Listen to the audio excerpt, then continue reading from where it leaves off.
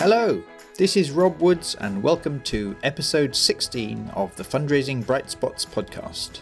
This is the show for anyone who works in charity fundraising and who wants ideas and inspiration for how to enjoy their job, raise more money and make a bigger difference. Before we get going with this second episode on digital fundraising with the brilliant Emily Casson, I just wanted to say thank you to everyone who's been leaving reviews and getting in touch on Twitter and LinkedIn about the podcast.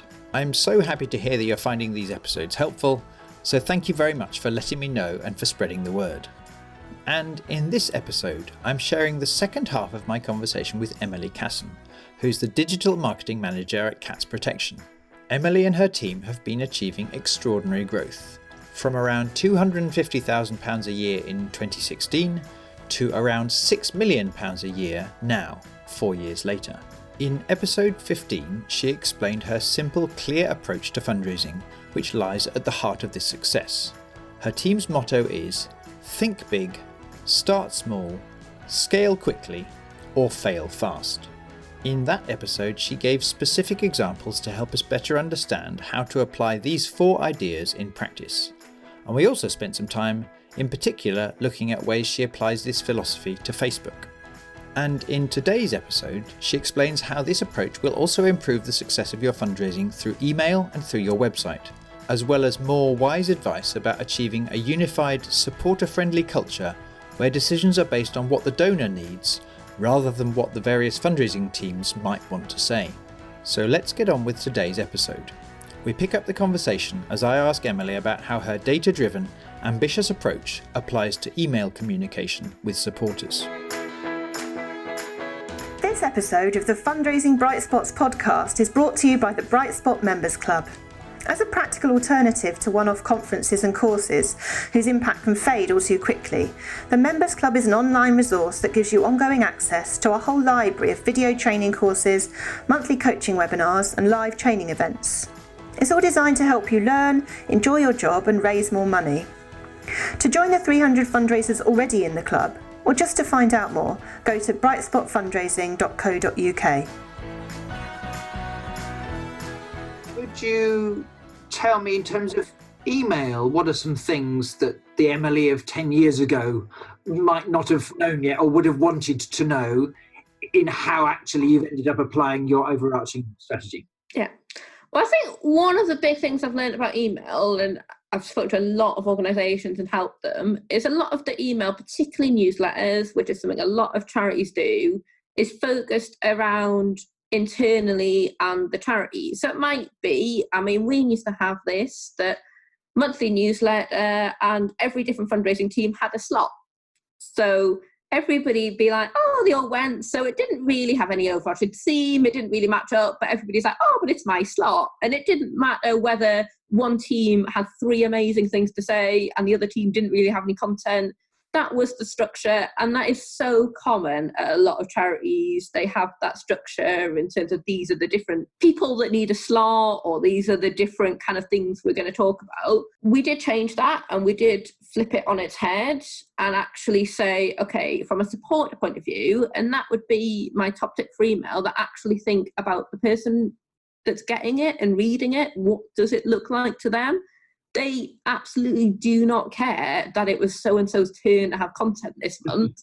They want interesting stories. And one of my top tips for email would be to look at the subject line, that the average open rate is about 24% in a nonprofit. So for all of the other majority of people, the subject line is the email.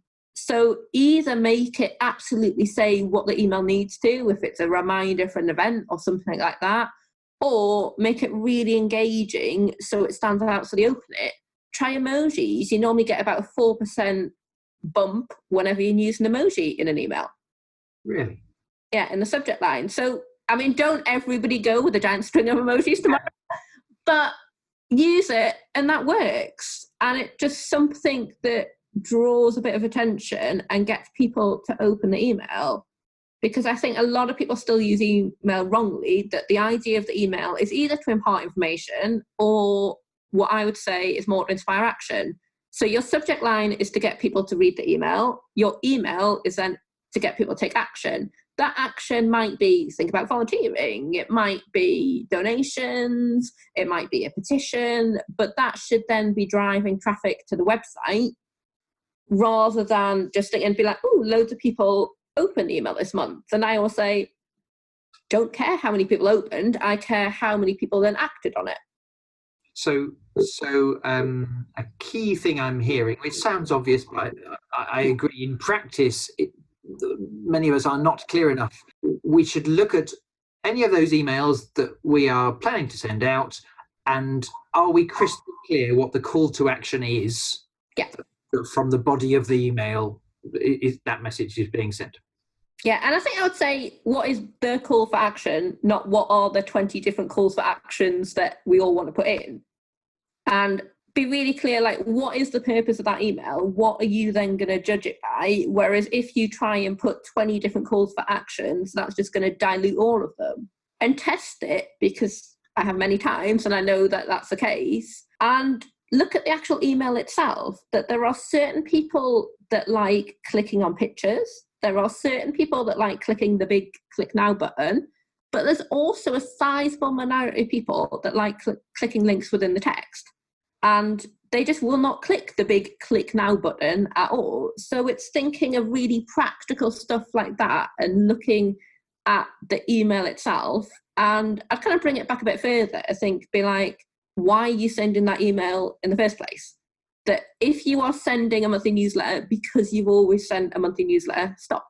Like, that might be a bit controversial, but it is very much be like, what is the point? It takes a lot of time and effort. And unless you can say to me, right, I've got a really clear reason for sending it, it might be completely justified in terms of, okay, I want to update our supporters each month. But actually, have you asked people what they want to get and how often?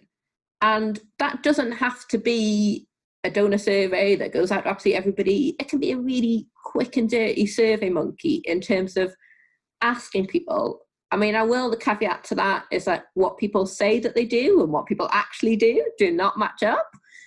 But it's thinking about why you're doing it, and then the actual email itself. That I love behavioural economics. I've just spent the last few months doing an IDM course in behavioural economics, looking at nudge theory and things, and there's some really practical principles you can use in that, like whether it's kind of email or whether it's website. If you've got an image in there with a person and their eye line is looking at, say, the click now button, people are more likely to click it. They won't be able to tell you why or articulate it, but it is just a subconscious thing. So I think it is like looking fundamentally at your email program.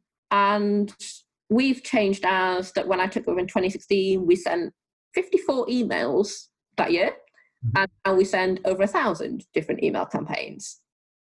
So we've done a lot of segmentation of the data. And segmentation is always a word that scares people, but it's basically putting people in different pots and deciding what they want. So if somebody opens every single email that you ever send them, regardless of topic, these are one of your most engaged people. So therefore, maybe pick up the phone, find out why they're so engaged, actually investigate that. If somebody's never ever opening anything, find out why. I mean, it might be as simple as it's a dead email address they don't check anymore, or it might be like, you know what, your content's not that expiring, or you email me too often, or something that's easily fixable before they then stop their support of the charity. So the simple things like that, and segmenting based on engagement, or segmenting based on level of donor or what they're interested in. And the beauty of all the digital stuff is the data that you can get. You can tell what people are clicking in. If people are always clicking on your challenge events emails, we now send them extra challenge events emails. So the majority of our database wouldn't want to constantly be hearing about marathons and stuff, but there is a core group of people that absolutely do want to hear about that. So we, at the minute, don't have any fancy preference center or anything like that we probably should have, but we don't. So it is looking at what you can do with the data you've got. And that might be as simple as, I send 100 people a newsletter every month, but I never think to spend half an hour looking at what they've actually clicked on. I just do it again next month. And I appreciate for small charities that half an hour is a lot of time, but it is really worth it if you can then be like, okay, if I make my email program work harder, I'm therefore going to raise more money. Goodness, so much good stuff there. And again, I've got more than one thread I'd like to pick up on. The first one is, I've heard that before, that idea of your classic newsletter being fair from the point of view of the 6 departments internally, but absolutely disregarding the point of view of the person who's it's meant to interest. Practically speaking, any tips for how you've changed the charity culture internally whereby everyone's happy to go with that? Is it any element to do with the way people are managed or the way targets are done? So you get to a point where everyone is trying to do the thing that is supporter friendly rather than unequivocally fair because now it's my turn. Well, it was a big culture shift that, as you can imagine, people have been doing that for a long time. So I introduced digital booking forms. So really simple form. And the top thing on that was, what is the aim of your campaign? You then selected which digital channels you would prefer it to go out on. I would then review that and have a chat with you and say, okay, you selected all of these that actually I think you can achieve your target and the aim of your campaign by just using these. So often people would say, right, I want a solus email to the entire database. I would then go back and be like, okay, we're not going to do that, but you said your aim is, say, recruiting 5 marathon runners. I think we can achieve that aim by using these channels in this way. So I think once they saw that, yes, they were losing, in some cases, that slot, but once they saw that actually that didn't matter, what mattered was how could digital help them achieve the aims. Yes. And once that kind of got through, that people were like, okay, I get that actually I'm not as precious now about having my slot, because we used to have a similar situation on social media that everybody would take turns regardless of content, whereas scrapped all that. And it was a bit of a shift for a while, and there were certain losers that got less content, but actually eventually they realised it doesn't matter what volume of content they get. It's all about, they've got targets, they've got aims that they want to achieve. Can we do that without flooding everything with various different content? Yeah, that makes sense. And in various walks of life, I've noticed that the more, it sounds so obvious, this cliche, but the more clear you are of your outcome, it frees you up to let go of the vehicle, the how that you used to think you were so wedded to and was the answer. The clearer you are where you want to get to, it becomes easier to be flexible on what you might do to reach that outcome. Yeah, I think, like I say, it's just the how. The most important thing is the why. And anybody that couldn't fill in that top box about what is the aim and target didn't get any slots. And that was because there were some people that were like, well, why do you want a social media post? Or why do you want an email? Be like, oh, because we've just always put it out on email. And be like, well, think back to now we've got this new system of thinking why. And so that did actually, some people just decided we just weren't going to do that. If the only reason we were doing it is because either somebody higher up 10 years ago had said, oh yeah, can you make sure you get your slot on social and email, and it'd been like, okay, it's not actually useful, and it's kind of, there's a cost attached in getting the assets together, and also it's my time creating it. So there were some things that we did stop doing. And I think a lot of charities are like, oh, but we've always done this, people will expect it. And actually, people don't remember what they've got yesterday, let alone last month, that they won't remember it. And unless you get masses of supporters going and be like, oh, we really missed that email, in which case, well, then that's a clear indication that that email was working very well. But I'll have to admit that's never happened in all the years I've been telling people to stop doing things. Okay. I've got a very quick question. Might seem blindingly obvious, but if surprise, the people who are doing best at this make that half hour to analyse the data for what happened last time.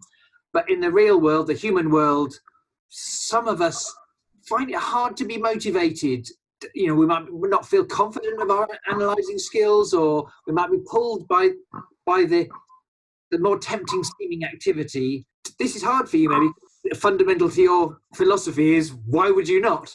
But you must have some internal stakeholders who you've coaxed to make more time for analysing data. Any any thoughts or beliefs that you've noticed help someone do more? I think once people start seeing the benefits to that approach, that definitely helps. But for smaller charities, in the past, I've just found them a volunteer to do it. So a volunteer can look at all the data and then be like, right, these are the top 5 things that you need to know. And there are people that just naturally don't like the data. I mean, I'm very geeky. I absolutely love like looking in all the analytics and finding out new things. But there's some people that just doesn't come naturally. And there's some people you can coach and help them with it. And then there's other people that actually, what we want is we want to make the digital campaigns better. If that's going to make somebody really uncomfortable doing it themselves and really stress them out, then actually, if we can get a skilled volunteer to come in, look at all the analytics, dial it down to a few bullet points, then actually is that the best approach? Right. So for many of the small charities, there must be out there someone who cares about your cause or your charity who absolutely has this skill set. So that would be a top tip. If this is not your own skill set, what could you do to go and find that volunteer who would enjoy coming in and serving your cause in this way? I think the easiest route is students. University students, a lot of them are doing this sort of research and data day in, day out. They're looking for something on their CV. A lot of charities are nervous about it because they might only stay for a year or 2. But in reality, would you rather have an amazing person for a year that comes in, does it, you then get another student for next year? That absolutely works. Or a corporate partnership with a local digital company. That there are a lot of digital marketing companies out there, and a lot of them do pro bono work. So they will often be like, okay, right, actually, you can have one of our analytics guys for a day a month, and that's our kind of CSR program. But for you as a charity, one day a month may be all you need for somebody to go in and drill, and that works perfectly for both parties. Great tips, very practical. So I think we've got time for one more channel in this level of detail-ish. How have you applied your overarching strategy to your website in general? Well, we've launched a new website last autumn, and something we really looked at was looking at it from the point of view of supporter. Previously, similar to a lot of things, it had a section for each different fundraising team that they kind of did the content for. So from a supporter coming in, even some of the language of the headings, they might not see themselves as like the corporate partnerships team or something like that from an outsider, that it was changing the structure. We got rid of an awful lot of pages because we looked at the analytics, and there were some pages that were getting a handful of people per quarter. And that was a big thing we looked at, that not being afraid to actually have less content because people will be more focused on it. Because our website, like a lot of charity websites, had probably started off quite neat and tidy, and then over the years somebody had added that to it and somebody had added that to it, and all of a sudden it blooms into this massive thing. So I wouldn't say ours is perfect now, but it's a lot more data driven in terms of the orders of the drop downs or anything, in terms of what are the public clicking on. Some of that is a self-fulfilling prophecy in terms of what's got the most prominence. And also something that we found is the majority of people don't just come on your website and wander around and go off and use all your drop downs. The majority of people are coming through to a particular landing page, or they want to find out a particular thing. So one of my top tips would be just ask 3 people completely not connected to your charity that know nothing about it, how easy it is for them to say donate, how easy it is for them to find out information on a particular topic, and how easy is it to find out ways to get involved. And that's like, you can pay companies to do this in great detail and produce a great report, or you can just get 3 people. And one of the best ways to do it is pair it with another charity and swap. So I would say don't do it with people internally, because you know all your internal jargon and everything. And it might be just asking for really quick and dirty feedback like that. So some of it I've had before has been really practical in terms of being like, actually, I didn't understand what that heading was, so I'm not going to click on that. And be like, oh, okay, maybe that is something we refer internally. Yeah, we know what we're talking about, but that's completely meaningless to the general public. So I think it is looking at things like that, or looking at like, how easy was it for them to donate? That there are charities that I worked with before that didn't actually have an online donation facility. That their donate page said, send us a check, like download this form and then send us a check with this form. Whereas absolutely do not do that. But some of it is really practical stuff in terms of if they don't find it that easy to donate, they're not going to donate to you. That you need to make it as easy as possible for people to do that. And the best way is actually to test it. And a test, were they happy with the welcome email they got? Were they happy with the comms? That actually get people to sign up and do it. And like I say, ask people what they think of it, and also look at the analytics, which the two things don't always match up in terms of what people say they do and what people actually do. But that, like I say, is a really quick and easy thing everybody can go away and do tomorrow. And you'll be fascinated by some of the things that you see. You're as blind to your own website because you see it often and you're like, oh, we thought that bit really worked. And then if you get 3 or 4 people come back and be like, yeah, I didn't understand that section, or, ooh, I couldn't really navigate on that, or, ooh, I didn't realise I could click on that bit, or I tried to, one of the things we've had in the past is like, ooh, I tried to click on that header and it wasn't clickable. And we were like, oh no, it's not supposed to be. But I was like, okay, so if everybody's naturally clicking on it, we will make it clickable. Like, we will give them that option. Goodness, yes. It's so easy to become unaware of these blind spots, isn't it? Yeah. It takes a level of vulnerability for individuals and a culture to be willing to do that and not be defensive. I think the tactics you've laid out are a good antidote to that. But anything else you've learned along the way to help people kind of let go of their own curse of knowledge? Yeah, well, I think it is hard because particularly you have to bear in mind people have spent an awful lot of time developing websites and things. So you have to kind of bear that in mind. That my top tip would be, don't take it personally. That if you are taking a data-driven approach and it's all about data, it might be, you know what, I did spend ages doing that page, but hasn't quite worked. And that's okay. That's not a personal failing. That's you absolutely did the right thing in testing it. And trying to get away from being like, okay, this isn't personal criticism. This is something really constructive I can use to improve it. And with anything like a website or any digital platform, there's no end version. It's constantly changing and improving, and asking for advice in how you can improve it shouldn't be a scary thing. Yeah, I had a really fascinating chat recently with Leslie Pinder for the podcast, and she also is an expert in insight. And one of the key themes I took from that conversation was how it's wrong to think that any of our fundraising or any bit of research is about finding a right answer. However valuable the piece of research, it's only ever going to take you slightly closer to the right direction in this journey. And everything she said to me was an embodiment of that philosophy, which I think is, and again, because she believes that and I hear that similar belief system in you, that's why at the beginning of this whole conversation you said to me, it's about continually testing, fail quickly and then keep going again. And in that respect, if you believe that, it's easier to not take it personally. But if someone hasn't got that overarching philosophy, it is easier to become a little defensive and for it to really sting. Yeah, I mean, don't get me wrong, there are certain projects that have been my baby and I've been very protective of, and particularly now I've got a team, I have to let go.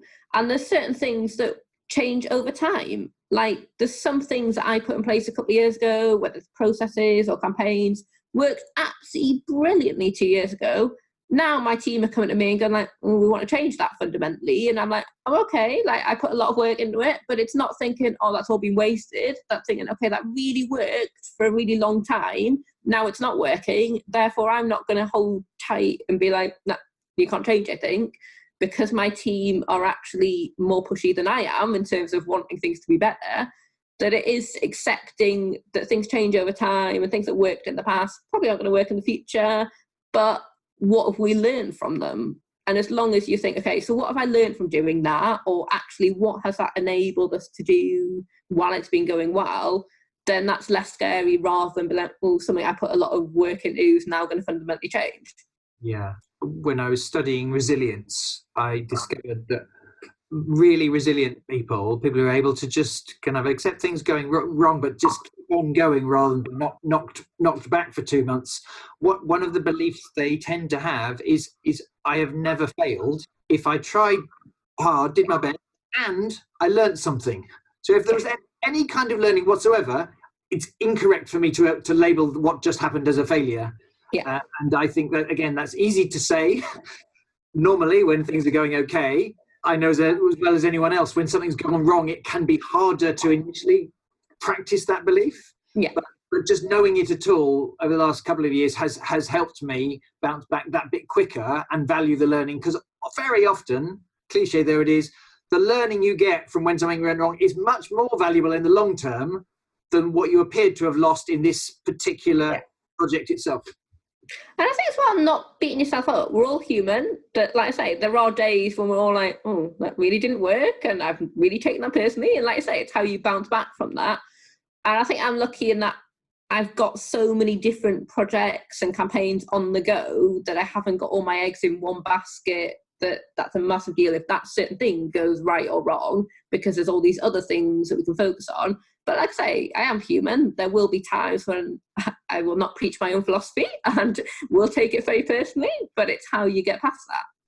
So across this conversation, one thing I've noticed is you appear to be, if you're attached to anything, you're attached to the overarching purpose, philosophy and strategy of aiming really big, being super ambitious, and that means start small, test again, be willing to fail and keep going.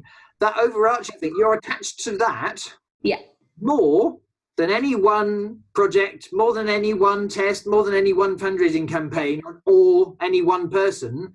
It's the overarching belief system that drives everything, and because you hold that true and with integrity, that at some level that seems to make it easier for you to do these other things and keep moving forward. I think definitely, but I think even that belief system, we did tweak it last year. So it used to be think big, start small and scale quickly. And then in various conversations with people, it was actually, you need something around failing in there. So that's why we added or kind of fail and learn at the end. So previously it was like, no, we're just going to scale everything up. Whereas it was like, we do, like I say, I'm pretty wild at that philosophy, but I am open to tweaking it and changing it and improving that. And that does make it easier in terms of different channels come and go, different campaigns will come and go, but that's the overarching philosophy we look to approach everything with. And interestingly, this sounds a bit meta, even that in and of itself needs to be testable and improvable. Yeah.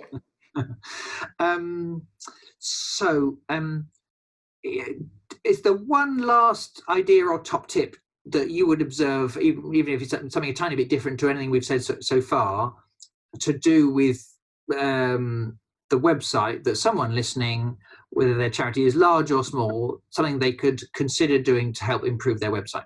I'd say look at the kind of actual content. We've spoken a lot about the data and structure and what people are clicking on, but make it engaging content, make it something really interesting. I love the storytelling approach. What story is your website trying to tell? What do you want people to do?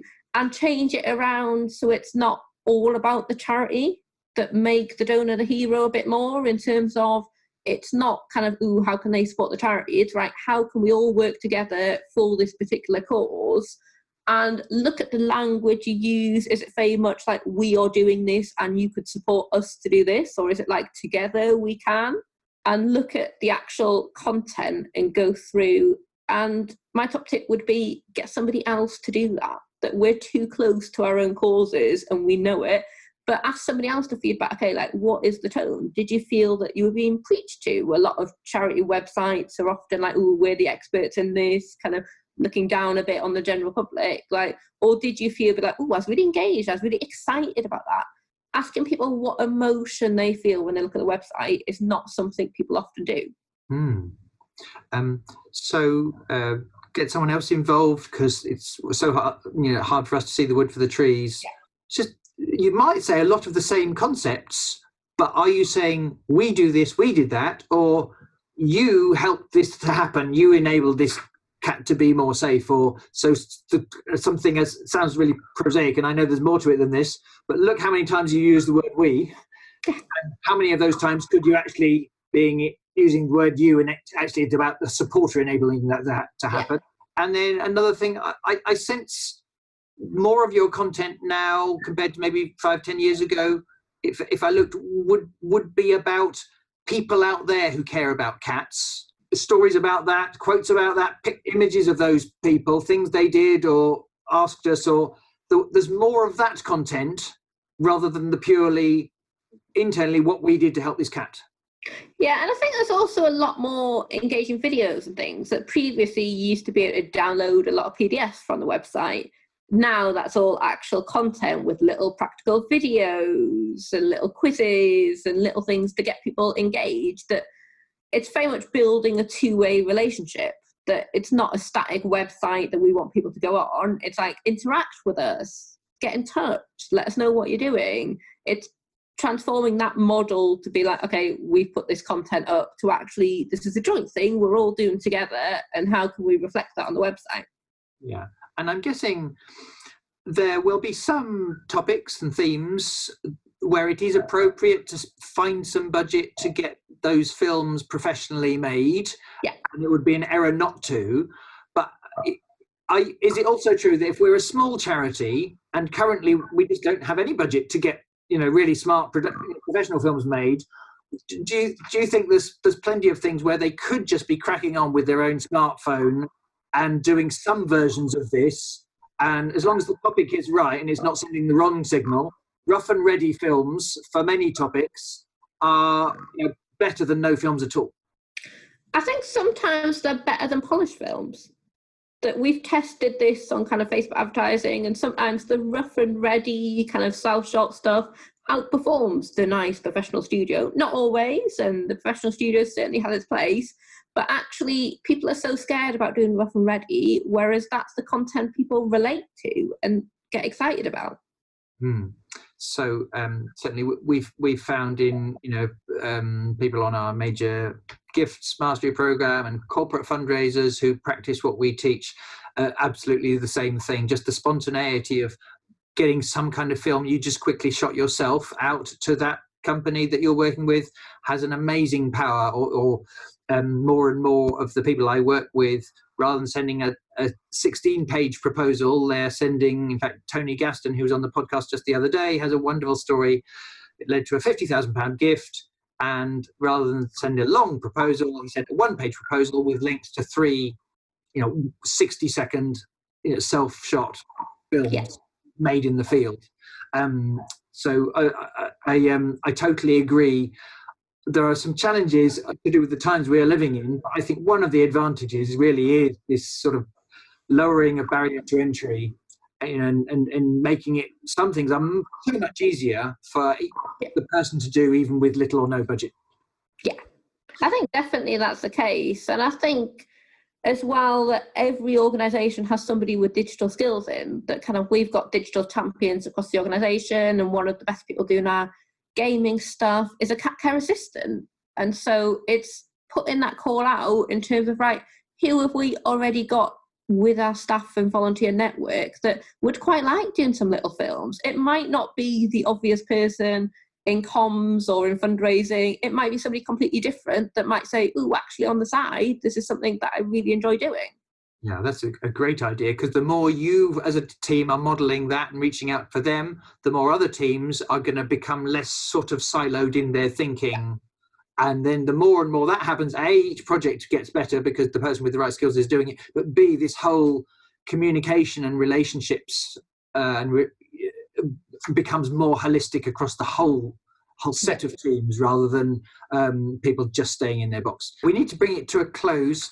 If people, I know quite a few people in the Northeast already know you because you spend a lot of time getting out and about and helping in various ways. But if any of the listeners to the podcast wanted to send you some feedback, or to tweet about this, or get in touch and ask a follow-up question, if you're on Twitter, what's your Twitter name? Or should they go via LinkedIn? What's the best place people could reach you or send feedback?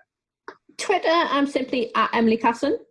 So I am pretty easy to find, and I'm also active on LinkedIn. I mean, not surprisingly, working in digital marketing, I am pretty easy to find online, but I'm always open to tweets and LinkedIn messages. And I love hearing feedback, and I love hearing people like that listen to things that I've done like 6 months down the line and what they've done differently, and I love hearing other people's results, that if they've implemented any of this, what has changed the result. Great. So yes, if someone's listening and you've covered so many great ideas and principles there, but if they listen, if they found it helpful, we'd love to hear from you, and B, in due course, once you've implemented any of these ideas again, that would be a fantastic thing if you could let Emily or I know, or both of us. Emily, I've taken up enough of your time. I know you've got lots of other things to get done, probably by the end of the day. So a huge thank you for your time and so many helpful tips and principles and bits of advice for how you do your fundraising and work with other teams as well. I hope maybe we can catch up again in a few months' time for a next instalment. But for now, Emily, Casson, thank you ever so much for appearing on the podcast. No, well, thanks for having me on, and I hope it was useful for everybody. Yes, it really was. Thanks, Emily. Bye-bye. Thanks, bye. So there you have it. I hope you enjoyed this, the second half of my interview with Emily Casson.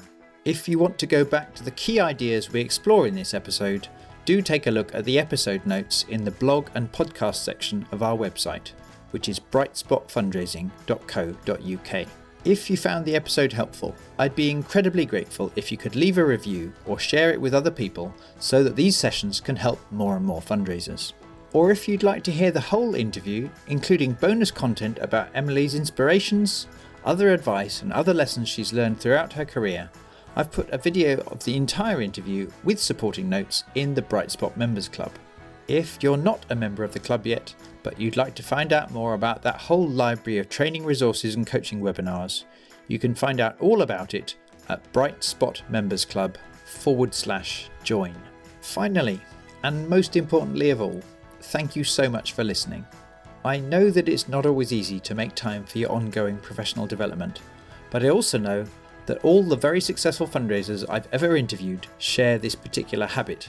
They keep on learning throughout their career. So thank you for finding a way to practice this crucial habit. I hope you have a great week, and I look forward to sharing another episode with you next time when I'll be exploring the fascinating discipline of experiential fundraising.